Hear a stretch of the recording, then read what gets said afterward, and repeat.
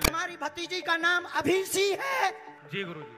आज के बाद अब अंधविश्वासी कहना बंद कर देना, वरना नंगा कर दिया जाएगा। इस पर्चे में एक भी जानकारी ऐसी एक्सक्लूसिव नहीं है जो धीरेंद्र कृष्ण शास्त्री की टीम को मैंने या मेरी टीम ने एक दिन पहले नहीं बताई थी। वेदन है सब हिंदू एक हो जाओ और पत्थर मारने वालों के घर पर बुलडोजर चलवाओ। धीरेंद्र शास्त्री, अगर आप सोशल मीडिया पर एक्टिव हैं तो आपने इनका नाम भी सुना होगा और इनके रील्स भी देखे होंगे। एक बार हमारी रावण से बात थी और सर में मारो, अब सर में भरा मार। लाखों लोग उनके दिव्य दरबार में जाते हैं और धीरेंद्र शास्त्री के चमत्कारों को अनुभव करके अपना जीवन धन्य समझते हैं। बड़े बड़े नेता, अभिनेता और टीवी चैनल्स के पत्रकार भी इस भीड़ का हिस्सा है। निर्धनता का इलाज धीरेंद्र शास्त्री करेंगे, पुनः व्यापार उनका तीक्ष्ण हो जाएगा। एक बार दर्शन करवा देना आशीर्वाद है। भूत प्रेत का इलाज धीरेंद्र शास्त्री और जगत कैसा भूता। परिवार के झगड़ों का इलाज धीरेंद्र शास्त्री। और इन सब के बाद अब अगर मुसलमान आपको समस्या लगते हैं तो उसका इलाज भी धीरेंद्र शास्त्री। लेकिन क्या यह हर एक मर्ज का इलाज धीरेंद्र शास्त्री का एक बीमारी तो नहीं? अंधविश्वास फैलाने के आरोप तो धीरेंद्र शास्त्री पर लगते ही थे। जमीन पर कब्जे के आरोप भी उसके ऊपर हैं। अब वह खुलकर सांप्रदायिक बयान भी दे रहा है। क्या धीरेंद्र शास्त्री भी धर्म के नाम पर अंधविश्वास का धंधा करके लोगों को ठगने का काम करते हैं? फ्रॉड बाबा के इस एपिसोड में आज का विषय धीरेंद्र शास्त्री, इलाज या बीमारी। कार दोस्तों, स्टोरी लाइन में एक बार आपका स्वागत है। 15 जुलाई 1956 को मध्य प्रदेश के छतरपुर में धीरेंद्र कृष्ण गर्ग का जन्म हुआ। बचपन गरीबी में बीता। पूरा परिवार एक कच्चे मकान में रहता था। धीरेंद्र के पिता राम कृपाल पुरोहित करके परिवार चलाते थे, लेकिन जब गांव में इनके परिवार के चाचा और कुछ लोगों ने पुरोहित का काम आपस में बांट लिया तो धीरेंद्र का परिवार आर्थिक संकट से घिर गया। धीरेंद्र ने एक इंटरव्यू में बताया कि उनका बचपन कठिनाइयों में भी था। दूर दराज जाकर वह भागवत कथा बांचते ऐसे घर में रहते थे जहां बारिश का पानी छत से टपकता था। गढ़ा गांव में रहते हुए धीरेंद्र शास्त्री तंत्र मंत्र करते थे। दैनिक भास्कर की एक रिपोर्ट के मुताबिक 2014 में धीरेंद्र शास्त्री गांव में रहकर छोटा मोटा तंत्र मंत्र करते थे, लोगों के भूत उतारते थे। गांव के लोगों ने कहा कि यहां से बाहर निकलो, आप गांव में भूत प्रेत छोड़ दोगे। इसके बाद बागेश्वर धाम के पास बने सामुदायिक भवन में रहने चले गए। जब से वे बागेश्वर धाम में गए और लोगों से परिक्रमा कराने लगे, तभी से उनकी उन्नति हुई। उन्नति भी ऐसी कि एक तरह से धीरेंद्र का साम्राज्य चलने लगा। अब साम्राज्य यूं ही तो बन नहीं जाते। धीरेंद्र के साम्राज्य पर भी खूब सारे आरोप। यह धीरेंद्र शास्त्री का छोटा भाई शालिग्राम गर्ग इस तरह की गुंडागर्दी करते अक्सर देखा जाता है, जैसे टोल प्लाजा पर टोल कर्मियों से मारपीट या गांव में महिलाओं और बच्चों के साथ दबंगई जैसी गुंडई में शालिग्राम का नाम आता रहता है। शालिग्राम गर्ग को सेंस ऑफ पावर मिलता है। उसके भाई धीरेंद्र शास्त्री थे और धीरेंद्र शास्त्री को। इन तस्वीरों और धीरेंद्र शास्त्री के राजनीतिक संबंधों पर आगे बातचीत करेंगे। उससे पहले देखिए कि इन तस्वीरों के कारण जो पावर धीरेंद्र शास्त्री पाता है, उसके जरिए करता क्या है। दैनिक भास्कर में छपी एक रिपोर्ट के अनुसार गढ़ा गांव के आखिरी छोर पर स्थित बागेश्वर धाम मंदिर छतरपुर जिले की पहचान बन चुका है। मौजूदा समय में छतरपुर जिले में बाहर से आने वाला हर दूसरा व्यक्ति गढ़ा के बागेश्वर धाम जाता है। यही कारण है कि मंदिर के आसपास की जमीनों की कीमत लाखों में पहुंच चुकी है। यहाँ जमीन की कीमतें 80 लाख एकड़ तक है। दुकानों का किराया फीट से तय होता है। न भारत टाइम्स में छपी एक रिपोर्ट के मुताबिक ग्रामीणों का आरोप है कि पंडित धीरेंद्र कृष्ण शास्त्री और उनके सेवादार उनकी जमीनों पर जबरन कब्जा कर रहे हैं। अधिकारियों से शिकायत करने के बाद भी फरियादियों की सुनवाई होती नहीं।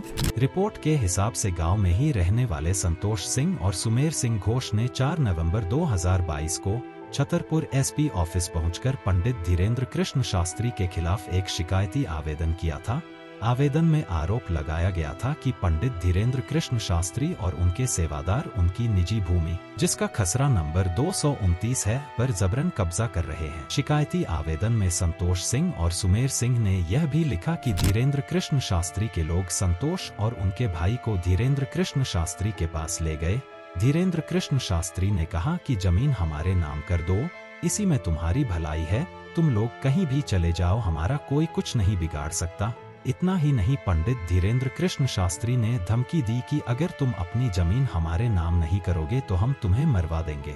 इसके अलावा धीरेन्द्र शास्त्री पर यह भी आरोप है कि वर्तमान में पंडित धीरेन्द्र कृष्ण शास्त्री जहां अपना दरबार लगाते हैं वह एक सामुदायिक भवन है। सरकारी भवन का पंडित धीरेन्द्र कृष्ण शास्त्री निजी उपयोग कर रहे हैं।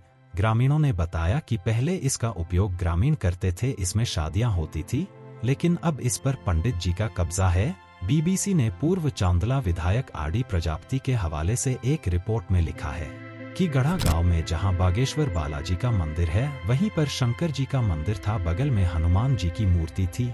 धीरेन्द्र के बाबा यहाँ पूजा किया करते थे। इन लोगों के पास घर द्वार कुछ था नहीं। पास में एक सामुदायिक भवन था जिसमें यह लोग बरसाती डालकर रहते थे, पूजा पाठ करते थे, गांव वाले मदद कर देते थे। धीरे धीरे इन्होंने दरबार लगाना शुरू किया। गांव के अंदर मौजूद तालाब और शमशान की जमीन पर भी पंडित धीरेन्द्र कृष्ण शास्त्री और उनके सेवादार कब्जा कर रहे हैं। दैनिक भास्कर की एक रिपोर्ट के मुताबिक गांव के कुछ लोग जो इस कब्जे का विरोध कर रहे हैं कहते हैं कि जब नेता, मंत्री, कलेक्टर, एसपी धीरेन्द्र शास्त्री के चरणों में माथा टेकते हो तो हमारी कौन सुनेगा, हमें इसी गांव में रहना है, बुराई मोल क्यों ले। शायद थोड़ा स्पष्ट हुआ हो कि धीरे शास्त्री ताकत कहां से पाता है और उस ताकत के जरिए क्या करता है। अब धीरेन्द्र शास्त्री की ताकत के आधारों पर तफसील से चर्चा करते हैं तो धीरेन्द्र शास्त्री को ताकत मिलती है सत्ता से, इसलिए जो सत्ता को सूट करे वो कहो, लेकिन ऐसा करने वाले तो हजारों हैं। फिर आप ताकतवर कैसे बनेंगे? इसके लिए आपके पास लोग होने चाहिए। भारत में लोगों को अपनी तरफ आकर्षित करने का सबसे बड़ा तरीका है धर्म की बात करें, अंधविश्वास को बढ़ावा दें और लोग आपसे जुड़ते चले जाएंगे। अंधविश्वास को बढ़ावा देने के कारण आपका जितना विरोध होगा, अंधविश्वासी लोगों के बीच आपका आकर्षण उतना ही बढ़ेगा। धीरेन्द्र शास्त्री के साथ भी ऐसा ही हुआ। जनवरी 2023 में नागपुर में धीरेन्द्र शास्त्री का राम कथा दरबार लगा था। श्याम मानव के नेतृत्व वाली अंधश्रद्धा निर्मूलन समिति ने आरोप लगाया कि धीरेन्द्र शास्त्री अंधविश्वास को बढ़ावा दे रहे हैं।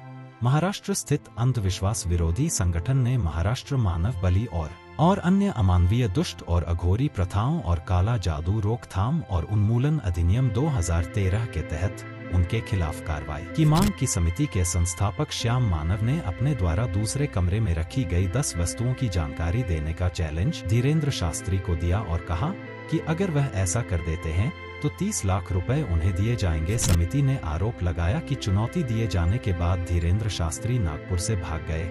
हालांकि बाद में धीरेन्द्र शास्त्री ने रायपुर के श्री हनुमान मंदिर मैदान गुड़ियारी में दरबार लगाया। इस दौरान पंडित धीरेन्द्र कृष्ण ने कहा कि श्याम मानव यहाँ आकर हमें आजमा ले। इस बारे में मीडिया से बात करते हुए धीरेन्द्र शास्त्री ने कहा कि वह कई बार कह चुके हैं, ना तो वह कोई चमत्कारी पुरुष है, ना गुरु है और ना ही ईश्वर, हम तो बस बागेश्वर बालाजी की सेवा करते हैं।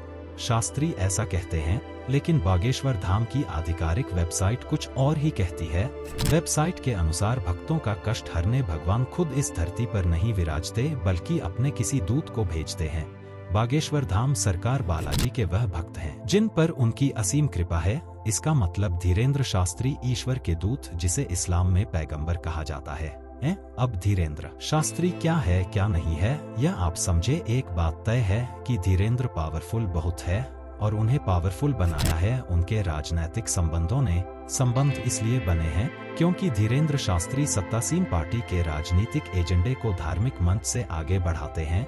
फिर चाहे हिंदू राष्ट्र की बात हो या धर्म परिवर्तन की या फिर लव जिहाद की। द ट्रिब्यून की एक रिपोर्ट के अनुसार जब धीरेन्द्र शास्त्री पर अंधविश्वास फैलाने के आरोप लगे तब शास्त्री और उनके समर्थकों ने दावा किया उन्हें इसलिए निशाना बनाया जा रहा है क्योंकि वे धर्म परिवर्तन को चुनौती दे रहे थे और घर वापसी करवा रहे थे।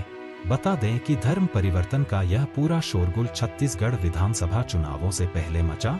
छत्तीसगढ़ में उस वक्त विपक्ष में मौजूद बीजेपी ने धर्म परिवर्तन को एक बड़ा मुद्दा बनाया। धीरेन्द्र शास्त्री ने इस मुद्दे को एक मंच दिया।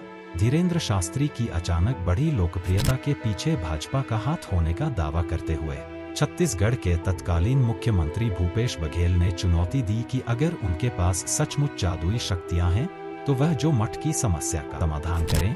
धर्म परिवर्तन के अलावा लव जिहाद पर बोलते हुए धीरेन्द्र शास्त्री कहते हैं कि यह हिंदू धर्म को तोड़ने की साजिश है। युवतियां प्रेम के चक्कर में पड़कर दिग्भ्रमित ना हो, अपने धर्म को छोड़कर दूसरे धर्म में कतई विवाह ना करें। लव जिहाद भी हिंदुत्ववादी राजनीति द्वारा जनित एक झूठा मुद्दा है और आज तक किसी जांच में यह मामला सामने आया नहीं, बल्कि मुसलमानों के खिलाफ माहौल तैयार करने का एक तरीका बन गया है। समय समय पर धीरेंद्र शास्त्री हिंदू राष्ट्र की बात करते हैं, जो हिंदुत्ववादी राजनीतिक पार्टी के एजेंडे को बढ़ाने जैसा ही है। इसके अलावा हवस का पुजारी क्यों होता है, हवस का मौलाना या हवस का पादरी क्यों नहीं होता, जैसे मूर्खतापूर्ण बयान देकर वे धर्मांध लोगों के बीच अपनी लोकप्रियता बढ़ाते हैं। धीरेंद्र शास्त्री के हिंदुत्ववादी एजेंडा और उनके पास खड़ी भीड़ के कारण कई नेताओं का साथ उन्हें मिलता है। बीजेपी के नरोत्तम मिश्रा और कैलाश विजयवर्गीय से लेकर कांग्रेस के कमलनाथ तक धीरेंद्र शास्त्री राजनीतिक डोमेन में वेल कनेक्टेड दिखते हैं। कनेक्शन पावर प्रसिद्धि, मोर पावर मोर कनेक्शन, ये एक चक्र है और यह चक्र समाज के लिए अच्छा नहीं है और धीरेंद्र शास्त्री इसी चक्र के बेनिफिशियरी हैं। इस वीडियो को देखते हुए कुछ लोग कमेंट कर सकते हैं कि क्या धीरेंद्र शास्त्री कुछ अच्छा नहीं करता? क्या आपको कुछ अच्छा नहीं लगता? धीरेंद्र शास्त्री खुद इस बारे में बोलते हैं कि वह सामूहिक विवाह करवाते हैं, लंगर चलाते हैं। उनकी वेबसाइट गौरक्षा गरीब लड़कियों की शादी, मंगलवार और शनिवार को भूखों के लिए भंडारा, पर्यावरण के लिए बागेश्वर बगीचा, वैदिक गुरुकुल बनाने की योजना की बात भी करती है। लेकिन इस तरह के काम तो CSR के तहत बड़ी बड़ी कंपनीज भी करती हैं। गुरमीत राम रहीम भी करवाता था। आज गुरमीत राम रहीम बलात्कार और हत्या के मामले में सजा याफ्ता अपराधी धीरेंद्र शास्त्री के ऊपर जबरन कब्जे के आरोप लग चुके हैं। सरकारी संपत्ति को निजी फायदे के लिए प्रयोग करने का आरोप उसके ऊपर है। अगर इन आरोपों से आंख मूंद ली गई और धीरेंद्र शास्त्री राजनीतिक संबंधों के जरिए नियम कायदों से ऊपर उठता चला गया तो यह समाज के लिए ठीक होगा नहीं। धीरेंद्र शास्त्री जो चमत्कार करता है उसे साइकोलॉजी में या जादुई दुनिया जो है, जादू के जो ट्रिक्स हैं, ट्रिक्स की उस दुनिया में मेंटलिज्म कहा जाता है। और इस तरह का ट्रिक करने वाले बहुत सारे लोग हैं।